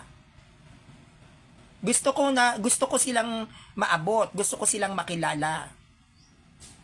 Kaya maraming mga Katoliko na nagtatanggol sa akin dyan na akala nila supporters ko lang sa Facebook. Yung iba po dyan nakita ako ng personal. Yung iba po dyan na nagtatanggol sa akin nakasama ko ng personal sa maigsing panahon. Kaya ayun lang siguro po, no? Suportahan na lang ang isa't isa. Lalo na ngayon ay nababawasan na yung mga nagla-live presentations kasi talagang katulad ni Father Darwin, namamalakaya na sila bayan sa bayan, lugar sa lugar. 'Di ba? Lugar sa lugar, bayan sa bayan, namamalakaya na sila dun eh. Actually, medyo mahina-hina na ang social media. Kaya nga pinipilit ko na kahit hirap ako, hindi ako makarakit-rakit dyan sa labas. Pinipilit ko araw-araw makapag-live para lang mapanatili natin yung usapin ng simbahan pagdating sa social media kasi unti-unti na po yung nawawala. Kumihina na po, baka next year, bihira na lang kayong makakita ng ganito. Kasi nga po, ang tao nagtatrabaho na. Naghahanap na yan ng kakainin. Nagbabayad ng mga bills. Saan nila kukunin yung pambayad ng bills? Wala naman po kaming sahod. Wala po akong sahod dito. Hindi naman ako pinasasahod ng simbahan. Sino po ba magpapasahod sa akin? Kahit nasa page ako ni Kuya Jando, hindi naman ako pinapasahod ni Kuya Jando. Kahit na dumedebate ako sa punto per punto, hindi naman po ako pinapasahod ni Father Darwin. Ang mga live presentations ko na to, kung hindi yan dahil sa nililibre lang ako ng mga kaibigan ko na loadan ako, sarili ko pang pera yung paglo-load ko. Dehado pa nga ako kasi nag-iipon ako pambili ng libro. Wala naman po akong sahod dito. Kaya syempre yung ibang mga Katoliko dahil wala naman ding sinasahod sa ganito, naghahanap na lang ng ibang pagkakakitaan. Syempre tao tayo, may mga bayaran tayo. Kaya nga itong mga nakaraan medyo naglalaylo-laylo na naman ako kasi syempre pinakita ko naman po sa inyo, 'di ba? Ayan no. Nakita nyo po ba? Nagkaroon ako ng paltos-paltos sa paglalaba. Yan po. Dahil dumaan ng katapusan, kailangan, syempre tao ako, kailangan ko magbayad ng bills, tubig, bahay, no? Tubig, bahay, ilaw. Syempre kailangan kong magrakit-rakit din sa labas. No? Kaya dito sa atin, lalo na't dumagdag pa yung paglalaban-laban ng CFD to CFD dahil sa usapin ng God died and God died literally, mas lalong mas lalong nagkaroon ng negatibong impact yan sa ating mga Katoliko. Kaya nga, ipag-pray nyo ko lagi, yun ang lagi kong sinasabi sa inyo, lagi nyo akong ipagdasal, na mas lalo akong maging maalab at mainit sa ginagawa kong paglilingkod sa simbahan. Tong pagla-live na to, sana mas lalo ko siyang mahalin. Kasi, sa totoo lang, napakahirap panindigan yung ganitong klaseng sistema. Mahirap siya panindigan na nire-required mo sa sarili mo araw-araw, kailangan mo mag-presentation sa mga tao, sa simbahang Katolika, nang wala ka namang sinasahod. Real talk. Hindi po ba? Kayo po ba papayag kayong magtrabaho ng walang sahod? Tapos, yung iba pang mga trabaho mo na dapat may sasahuring kang pera, tinatalikuran mo. Doon sa pagtatrabaho mo na wala kang sinasahod. Mahirap. Kaya marami pong nawawala. Yan po yung totoo. Kaya tignan nyo, di ba sinasabi ng iba, si Denmar Santiago, umalis sa Katoliko kasi mas may pera doon sa kabila. Kasi yan po talaga ang katotohanan. Kung bakit din may ibang Katoliko na nagsusulpot. Kasi kapag ikaw ay naging Katoliko at naging defender ka ng simbahan, wala ka pong sasahurin. At kahit sinong tao, lalo na yung mga taong practical mag-isip, di ba, papayag ka ba magtrabaho ka sa tao nang wala kang sahod? Mahirap. Pero ganun pa man, tinitibayan ko yung sarili ko at pinipilit kong intindihin at unawain yung mga negatibong pumapasok sa isip ko. Lagi ko nalang sinasabi sa sarili ko. Minsan sinasabi ko na nga lang sa sarili ko na para akong tanga. Sa totoo lang po, bilang tao, minsan nasasabi ko sa sarili ko, Sanrio, para kang tanga. Gumagawa ka ng isang bagay na wala ka namang napapala. Real talk po. Tapos nilalait-lait ka lang ng mga yan. Umiiyak-iyak ka pa dyan sa social media, sinasaktan ka ng mga tao. Ano ba napala mo dyan? Para kang tanga, Sanrio. Minsan ginaganon ko na yung sarili ko eh. Pero ang lagi kong iniisip na hindi, alam kong magbubunga din tong ginagawa ko. Baka hindi pa ngayon. Baka kailangan ko lang magtiwala sa proseso. Na baka kailangan ko tong pagdaanan.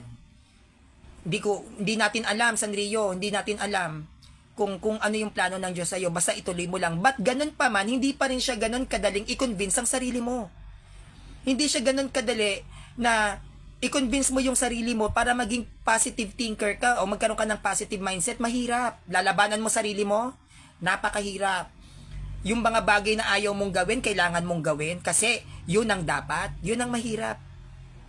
Mahirap kasi na gawin mo ang isang bagay na labag sa loob mo pero kailangan mong gawin kasi yun ang dapat. Yun kasi yung nangyayari sa akin. Marami kasi sa akin po talagang pagkakataon na gusto ko nang tumigil sa pagla-live. Kaya lang, sa tuwing nagde-decide ako, natitigil na ako sa pagla-live, ang lagi namang pumapasok sa utak ko, Sanrio, kailangan ka ng tao at yan ang dapat. Kaya minsan kahit labag na sa loob ko, yung pagla-live ko, sinisikap ko pa rin na kontrahin yung sarili ko na hindi magla-live ako kasi ito yung dapat. Kino-convince ko na lang yung sarili ko kahit hindi ako kumbinsido. At yun yung lagi kong tinatanong sa Diyos na, ano ba kasing plano mo? Hindi ko na gusto tong ginagawa ko pero ginagawa ko na lang kasi dapat. Ito yung dapat. Kaya yung sinasabi nila may mga issue sila sa mga pera-pera, sila yun. Sila po yun may issue. Sa akin po wala. Kasi kung ako lang, pinagkakakitaan ko to, Diyos ko, baka sa Maynila na ako nakatira. Sino naman po ba magtsatsaga tumira sa bundok na kapag malakas ang ulan, pagbaba mo kulang na lang maging taong putik ka. Ang dadaanan mo pa, bangin. Kapag sobrang lakas ng ulan, kapag medyo hindi ka marunong bumaba ng bundok, pag nagdulas ka, diretso ka dun sa bangin. Sino naman yung gusto na tumira ka sa isang bahay na nasa gitna kami ng gubat, puro daga. Puro dagang bukid. Sa totoo lang po, yung pinsan ko nga na tumira dito for almost 2 to 2 months, nagising, dumudugo na yung paa, kinagat ng daga. mga dagang bukid, kasi nasa ano kami, mataas na part. So puro halaman, puro lupa. So kapag umuulan dito, lalo na pag umuulan yan, nagkalat yung mga palaka, yung mga daga. Kaya dito lahat ng gamit ko laging nakakahon, hindi mo siya pwedeng i-expose. Kasi ngangat-ngatin siya ng daga. Kung pinagkakakitaan ko, sino ba naman ang gustong tumira dito? Na kapag tag-ulan, kulang na lang po, lipa rin yung bubong. At umulan na rin dito sa loob ng bahay. Kulang na nga lang po magbangka ako dito pag bagyo kasi bumabaka. Pero, nagti-thank you pa rin ako kay Lord. Na Lord, thank you. At least kahit papaano, may natutulugan ako. Kasama ko yung 6 kong mga aso. Tahimik. Walang ingay, walang pressure. Yun nga lang, mahirap. Kung tatamad-tamad ka, mahihirapan ka. Kaya dito, lalo na kapag wala akong pera, napapakinabangan ko yung mga tinanim ko na talbos ng kamote, alugbati, yan, nakakapitas ako ng dalandan, may taniman dito ng paminta. Kahit papaano, yung mga simpleng gulay-gulay na nagkalat naman dito kasi nga province to, yun, nakakain ko siya. At thankful ako, thank God, na hindi niya ako binigyan katulad sa ibang tao na malakas kumain o mahilig kumain. Yun ang hindi ko naman naging hilig. Hindi ko po hilig kumain. Hindi ko hilig yung masasarap na pagkain. Hindi ko siya naging trip. Ayoko. Mas gusto ko yung lasa ng mga mapapait. Kagaya ng ampalaya. Mas gusto ko yung lasa ng matatabang, yung mga pinakuloang talbos. Mas gusto ko yung lasa ng maaalat, lalo na yung okra na isasawsaw sa bagoong isda. Hindi ko na-appreciate yung mga afritada, kaldereta. Mas gusto ko yung mga gulay na sinasawsaw. Ayun, thankful ako doon kay Lord. O kaya yung mga tuyo na sinasawsaw. Thankful ako kay Lord kasi yung nakasanayan ko is nagbe-blend sa pamumuhay ko ngayon. Siguro baka lagi na akong umiiyak kung nasanay ako sa manok, sa baboy, at blessing na rin siguro na maaga akong nag-isa, maaga akong tinaguyod ang sarili ko at nakisama kong kani-kaninong pamilya para makakain.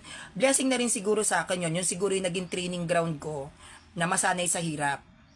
Kaya siguro hindi ako mahilig sa pera. Hindi ako mahilig sa mga material na bagay. Hindi nga po ako mahilig sa mga gadgets.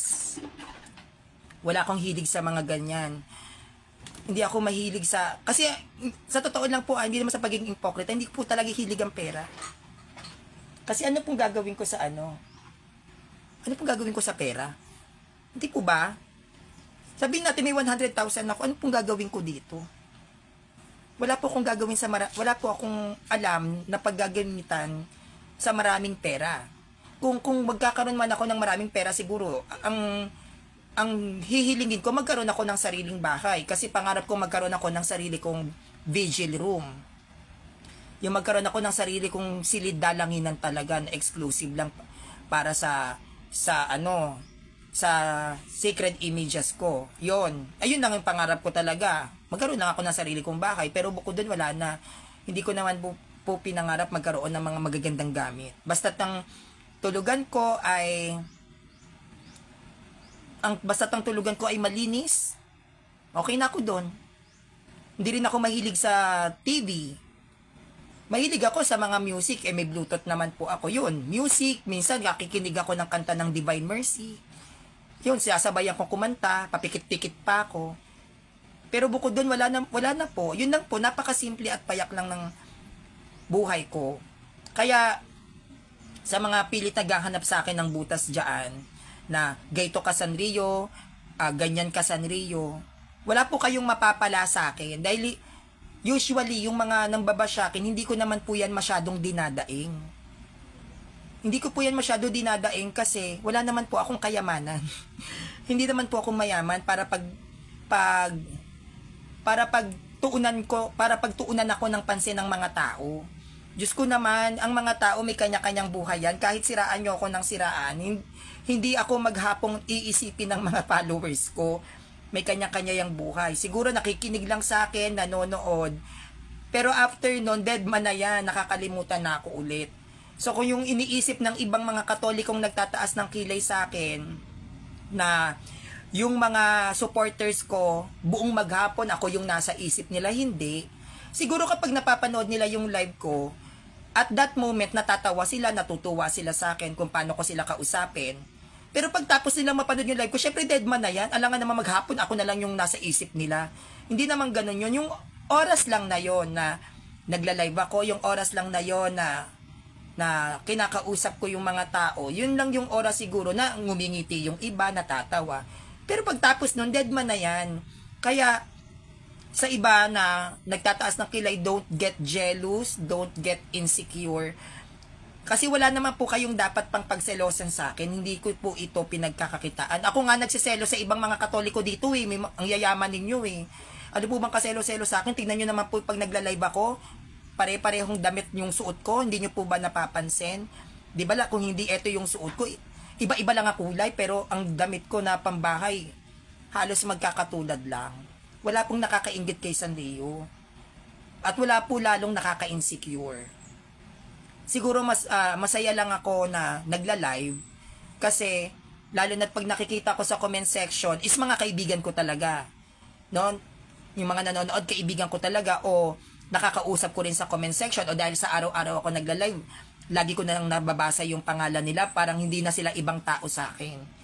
Lalo na kapag nagla-live ako at yung mga nasa comment ko ay sila at sila yung nakikita ko, hindi na po sa akin iba ang tingin ko sa kanila. Kaya parang normal na lang akong nagsasalita. Pero sa akin, kahit anong butas ang gawin ninyo, o nagpaplano kayong pabagsakin ako, o siraan ako, hindi nyo po ako pwedeng pabagsakin kasi wala akong org. Sa inyo po ba ako mapapabagsak? Hindi naman ako CFD org. Naging bahagi ako ng punto por punto, pero hindi ako legit na may posisyon doon. Siguro followers, ayun, PPP followers ako. Kay Kuya Jando page, private account naman niya yon. O, kaya wala namang masama. Saan ako pababagsak? Sa page Kuya Jando. Ano bang meron sa page Kuya Jando? Private account niya. Yun saan sa Facebook ko. Yung mga nakakatakot na Katoliko, yan yung mga may org. Yan, kasi meron kayong pamantayan dyan. May rules and regulations kayong sinusunod. Sa akin kasi, sa inyo ako papabagsakin, wala naman po akong grupo. Yung AMS group namin, hindi naman po yan lisensyado. Independent GC lang po yan, yung grupo namin. O kahit naman pabagsakin nyo ako sa AMS, yung mga nandoon, hindi rin naman po, mga wala rin naman pong org. So kami-kami lang. So napaka-nonsense at napaka-useless sa mga nagpaplano na pababagsakin ko ta si Sanrio. Bakit? Saan ako babagsak? Sa org? Sang org? Anong org? Kaninong org? So malabo yan. No? Kaya siguro mas maganda na lang is aralin na lang natin ng mas practical yung mga presentations ng mga sulpot. No? Mas gawin nating tricky yung mga doktrina nila, paano natin yung pagbabangga-banggain. Kasi yun yung pinag-aaralan ko ngayon. Diba? Halimbawa, ang MCGI ay may turo na wala silang banal na hapunan. Paano mo ngayon papatunayan na may banal na hapunan ng MCGI? Parang sa INC, ang INC ay nagtuturo na hindi Diyos si Kristo. Paano mo ngayon isisiksik na ang turo ng INC si Kristo ay Diyos? Pagbabanggain mo yan. Yun po yung way ko. No? Halimbawa, sabihin ko na ang MCGI ay born again. Siyempre, magagalit ang MCGI sa akin. Sabihin sa akin, Noy Sanrio, ano ka? Hibang? O, paano mo ngayon i-connect na ang MCGI ay born again? Pareho silang sulpot. Pareho silang protestante. Ayun yung ibig kong sabihin, na maging tricky tayo. Maging tricky tayo sa pagdedepensa sa simbahan kasi iba na mga pastor ngayon. Pera-pera na labanan ngayon, no? Kaya like what I've said mga kapanalig, no, sa mga nagtatanong at para matapos na to, no, wala po ako ang sinasahod dito. Kung alam nyo lang po talaga, maraming beses na akong nag-attempt na itigil tong pagla-live ko, itigil tong ginagawa ko kasi wala naman po akong napapala. Real talk. Lalo nga po akong nagugutom eh. Kasi syempre napapabayaan ko yung iba kong mga racket. Pero dahil Sa hindi ko din maintindihan yung pakiramdam ko na sa tuwing sinusubukan ko naman na talikuran na tong pagla-live. Dito sa totoo lang nakakapagod mag-live. Nakakapagod panoorin ka ng maraming tao tas binabash ka pa ng iba. Na makabash sila, kala naman nila pinapasahod nila ako, di ba? Nakakapagod. Sa totoo lang, maraming beses na akong pagod na sa pagla-live, sa pag-aaral, sa pagtuturo, tapos wala ka na nga na pala, nabash ka pa. Wala, 'di ba? Wala ka na ngang sinahod, namura ka pa. Pero ganun pa man, kahit na minsan ganun yung nararamdaman ko, ang iniisip ko na lang, kahit labag sa loob ko to pinipilit ko na lang mag-live, pinipilit ko na lang mag-aral, pinipilit ko na lang mag-live kasi yun ang kailangan. Kasi yun ang dapat. Yun ang dapat kasi. Yun na lang ang lagi kong sinasabi sa sarili ko, kahit sa totoo lang maraming pagkakataong labag ang loob ko sa pagla-live. Kaya nga 'di ba minsan meron akong mga live presentations lalo na kay Kuya Jado na ang topic natin ganito, biglang maiiba. Sasabihin ko sa iya, bukas na lang natin 'to pag-usapan kasi yung mga time na yon talagang ayokong mag-live. Ayokong magturo, gusto ko na lang maging normal. Kaya lang, kapag nandoon na ako sa point na nagla-live ako, kahit na ayokong mag-live, nagkakaroon naman ako ng dahilan kasi nababasa ko yung mga sulpot bashers. Siyempre, lalo akong naiinis, ay hindi pa pwede to, bukas to sa akin. Nagkakaroon ng dahilan kung bakit siya nagpapatuloy at nagpapatuloy. Pero bilang isang tao, mga kapanalig, maraming beses na akong gusto ko na tong itigil. Kasi nakakapagod po talaga. Nakakapagod mag-serve sa mga tao, nakakapagod mag-aral, tapos binigay mo na yung best mo, lalait-laitin ka pa ng ibang Katoliko, kala mo naman may binibigay sa yung malaking halaga, kala pinapasahod ka, di ba?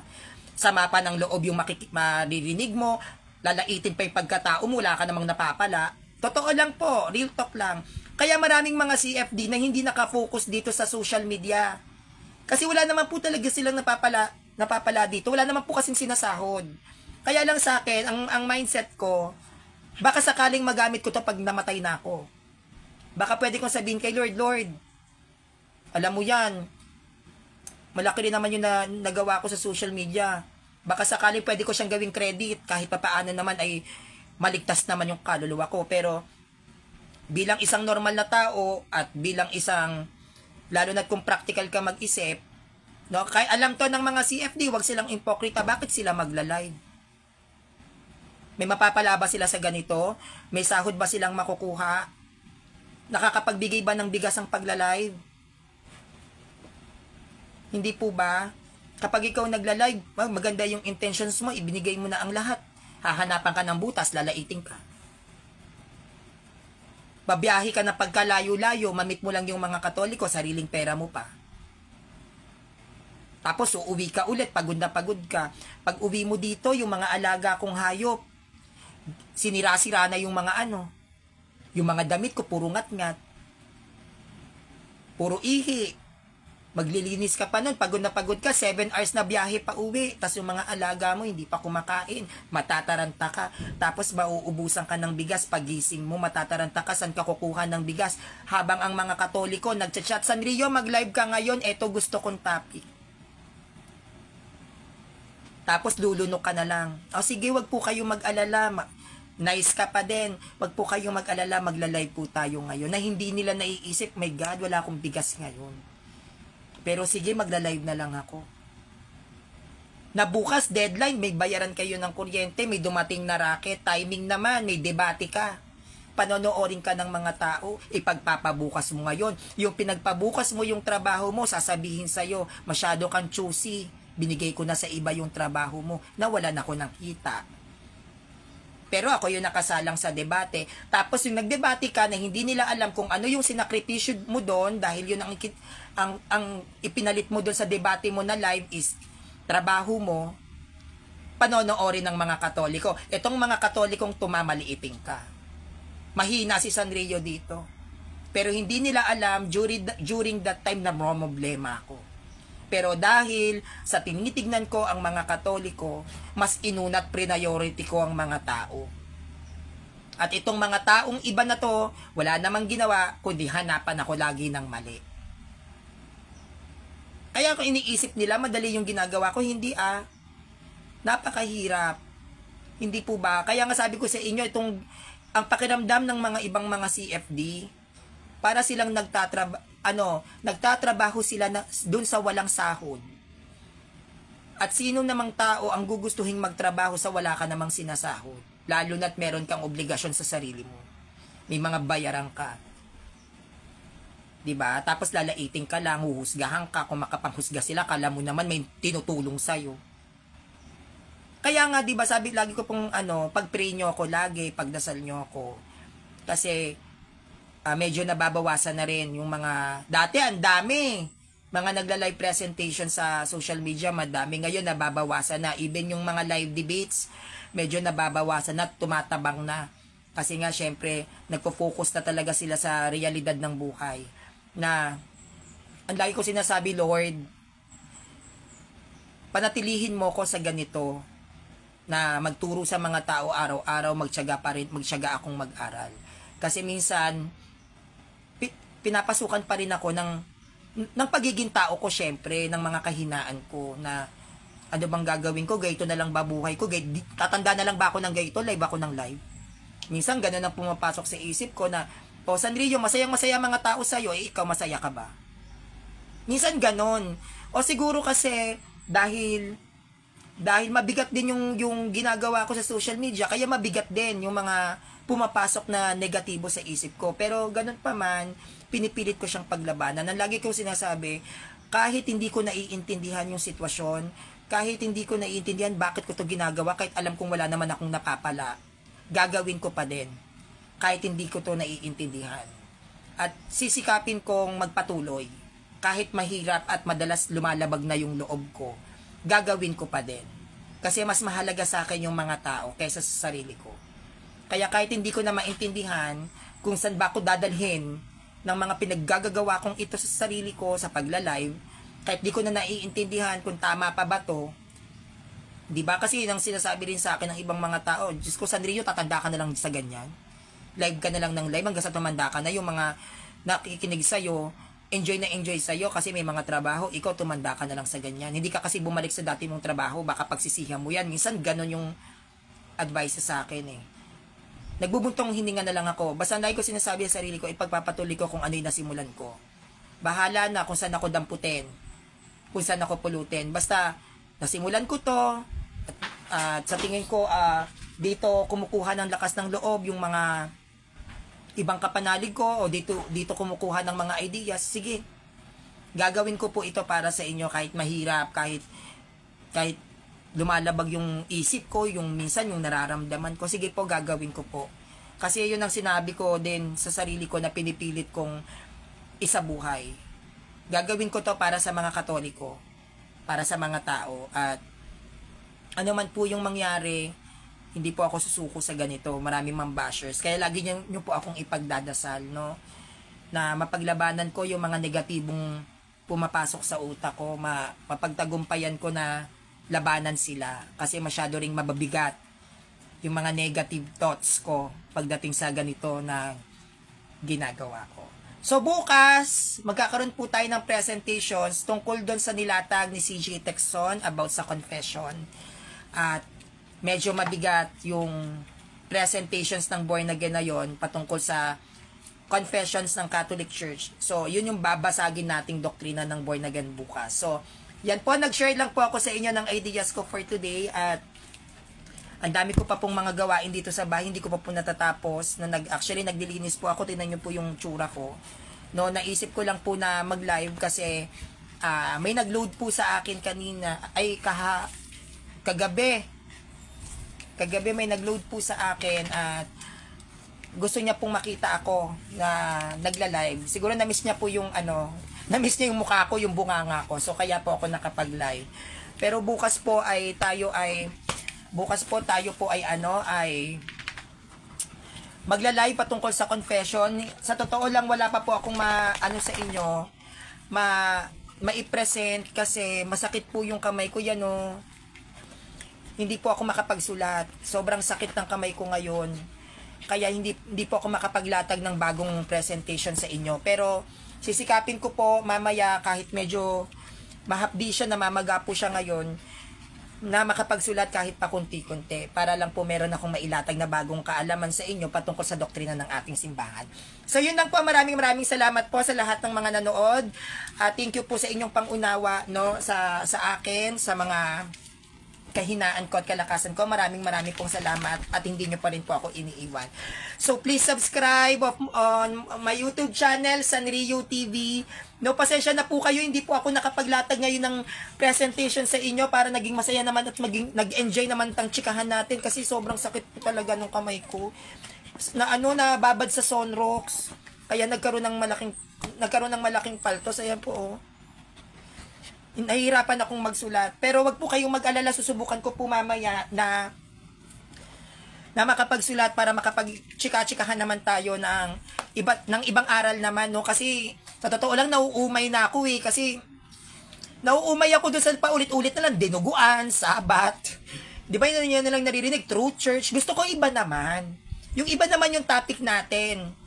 No, yan yung iniisip ko, yung ibang timpla naman kasi masyado nang nakakaumay. Rebulto, no, pagpapari, alam na natin yan eh.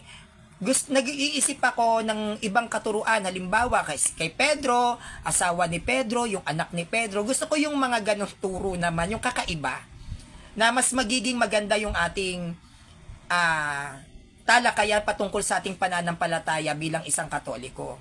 Ayoko ng puro sitas. Gusto ko, alamin naman natin yung mga traditions ng Catholic Church patungkol sa kung ano yung mga naging pamumuhay ng mga sinaunang Kristiyano. Yan po yung sisikapin kong pag-aralan, no? Sisikapin ko na aralin para maibigay ko po sa inyo kung ano po yung yung mga naging pamumuhay ng mga sinaunang Kristiyano, ano yung mga naging buhay nila. Yan po yung pilit kong nire-research. Kaya lang, yung iba po kasi daw niyan ay makikita sa mga books. No, yan ang nire-refer sa akin ng ibang CFD. Kaso medyo mahal yata yung mga ganyang libro. Kasi hindi po lahat ay makikita sa cellphone. Kasi yung research ko lang po na ginagamit, cellphone ko lang po. Dahil sa sobrang dami ng notes ko, na nilagay ko dito sa cellphone ko, nag-memory full na siya. Nagme-memory full, so bumababa na yung storage niya. Kaya mapipilitan na naman po akong magsulat. Mapipilitan po talaga akong magsulat ngayon. Kaya humihingi po ako sa inyo ng support, no, mga kapanalig na ipag-pray nyo ako na kung ano man yung mga plano kong aralin, sana makita ko yung sagot. Kasi ang gamit ko lang po talaga is cellphone. No, kaya hindi ko alam, minsan sa sobrang lalim ng English, na misinterpret ko pa yung binabasa ko, na akala ko ganito, hindi pala kasi mahina ako sa English. Pero pinipilit ko pa rin po siyang intindihin, sinusulat ko kahit bahala na si Lord. Kung butasan na naman ako ng Katoliko kasi mahirap po talaga, iba pa rin kapag may libro ka. At yung libro na ginagamit kasi ng mga Katolikong aral, mahal. Hindi po siya biro-biro yung halaga, no? Kaya ako nagtsatsaga lang talaga ako sa cellphone. So yun lang po, please subscribe on my YouTube channel, Sanrio TV. Maraming pong salamat sa inyong panonood at sana nagkaroon ako nabunutan ako ng tinik kasi naisabi ko na sa inyo yung gusto kong sabihin, no? Itong mga gusto kong sabihin sa inyo, kinikimkim ko to ng mga ilang araw na, no? At hindi ko kayang hindi siya maipaliwanag at mailabas sa inyo. Syempre gusto ko lagi akong nagkikwento sa inyo sa mga nararamdaman ko para just in case na medyo mag-iba yung mood ko, maiintindihan nyo ko. Sana po maintindihan nyo po ako, ha. Pasensya na po kayo, hindi po talaga perpekto ang Sanrio ninyo. Marami po akong kapintasan at isa na rin po dyan yung parang tumatamlay at nanlalamig na ako sa pagla-live. Nakakapagod naman kasi. Shoutout kay Kuya June La Chica ng Zamboanga City, kay Ate Pearl Catarata Longos JFY sa 170 stars na nagbigay. Maraming salamat po. Pakiusap lang po pala sa mga Katoliko, wag niyo po akong bigyan ng star sa Facebook ko, hindi po yan monetize. Masasayang lang po yung yung pera ninyo. Kapag doon na lang po ako kay Kuya John doon na mag-live, yan. Doon na lang po kayo magbigay ng stars kasi kahit papaano, napapakinabangan niya ni Kuya Jando sa kanyang pagtuturo sa iba't ibang lugar, yung mga stars na yan. Sa akin po kasi, hindi po nakamonetize yung Facebook ko. So, hindi ko po rin po yan mapapakinabangan. Maraming salamat pa din po sa pagbibigay nyo sa akin ng stars. Para lang po maging aware kayo, no? Sayang naman po kasi hindi ko rin po siya mapapakinabangan. So, doon kay Kuya Jando yan, doon po, pag nag-live po ako doon yun, pwede po kayo doon magbigay ng stars. Ang Facebook account ko po at ang YouTube channel ko ay libre. Libre ko po yung ibinibigay sa mga tao. Wala po akong sinasayad dyan. No? Wala po akong nakukuwang sahod sa lahat po ng mga presentations ko. Kaya, wag na lang po kayong wag po kayong magbibigay sa akin ng stars kasi unang-una baka misinterpret na naman ng ibang Katoliko yan, baka sabihin pinagkakakitaan ko na naman tong live ko, hindi ko po yan makukuha, hindi po monetize ang FB ko, masasayang lang po yung stars na ibibigay nyo. So, it's either i-donate na lang po natin yan kay Kuya Jando or doon sa mga video ni Father Darwin o kaya doon sa punto per punto page yan. Makiklaim po nila yung mga stars, ako po hindi. Dahil ang Facebook ko po ay libre lang. Hindi po yan monetize at hindi po ako nagpapamonetize ng kahit na anong platform ko. Dahil ang paglilingkod ko sa tao, ang serbisyo ko sa tao at para sa simbahan ay libre po. Hindi po ako naghihingi ng bayad. Kahit po yung pagpunta-punta ko po sa Radyo Veritas, yung mga pagluwas-luwas ko ng Maynila, hindi po ako humihingi ng bayad dyan. Libre po ang aking serbisyo. Kahit yung iba po na napasukan kong seminars, libre po ang serbisyo ko doon, hindi po ako humihingi ng bayad. Pupunta po ako doon, pag in-invite, pag may pera ko, pupunta ako doon nang wala pong hinihinging kapalit. Basta't kaya kong puntahan. Kaya po, huwag niyo po akong bibigyan ng stars para sayang po kasi doon na lang po sa sa page ni Kuya Jando or sa punto por punto yan. Marami pong makikinabang ng mga stars na yan sa mga nangangailangan. Kasi sayang lang po na hindi ko rin siya makukuha kasi hindi po monetize yung Facebook ko, no? So maraming pong salamat sa lahat ng nagbigay ng stars, sa mga nagtiyaga na manood, no? Sana po ay nalinawan po kayo sa mga sinabi ko. At bukas magiging masaya naman ang ating talakayan patungkol